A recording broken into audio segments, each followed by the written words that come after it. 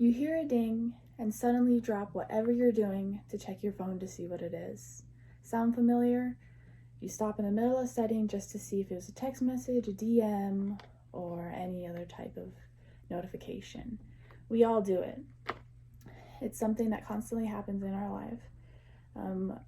Social media is something that has become such a big part of our lives, and it has started to impact our mental health negatively. In my first source, Influence of Social Media on Mental Health, Systematic Review, talks about how this social media has created large expectations when it comes to body image and lifestyle and so forth, and how it really has started to affect teenagers, adolescents, and young adults because of all of the stuff that has been put out there. And it brings forth more depression and self-image issues, and it has created an addiction in our generation. In a survey from BYU students that I took, it was about 60 responses.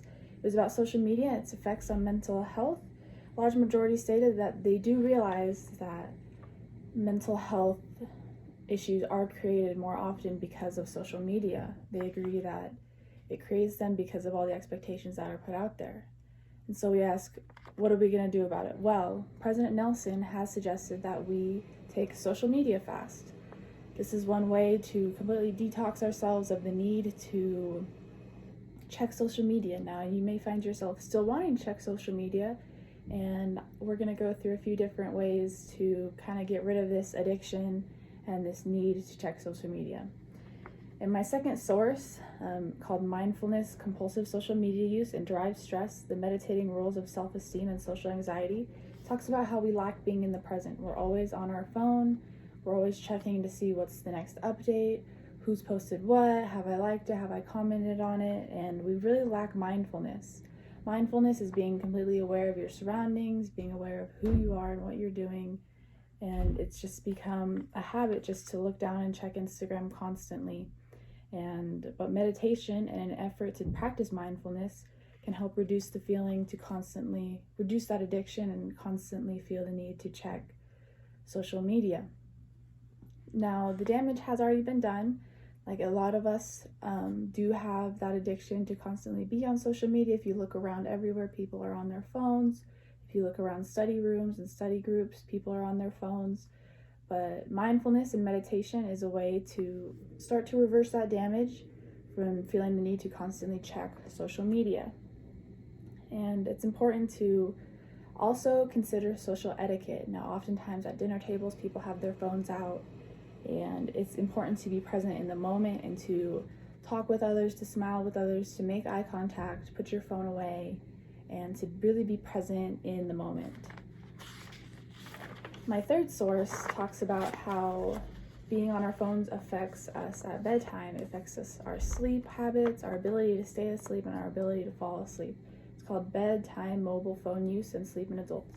Now, sleep hygiene is really important. It's not exactly what you think about how you need to be clean, hygiene, that type of. It talks about how you need to have certain habits built in to properly fall asleep and to stay asleep. For example, putting your phone away 30 minutes before so you're not seeing that light. It's not telling your brain that you need to stay awake. And also, it'll help you, if you read a book, it'll help you calm down. If you drink some herbal tea, that'll make you more sleepy. There's plenty of ways to really get your body going into sleep mode. In the source, it talks about how people who take their phone with them to sleep report being less satisfying sleep, less rest, and it really impacts them negatively. So one suggestion you can make is that leave your phone on your desk, or even leave your phone out of the room and get an alarm clock so you don't even need your phone present while you're asleep. On to my fourth and fifth source.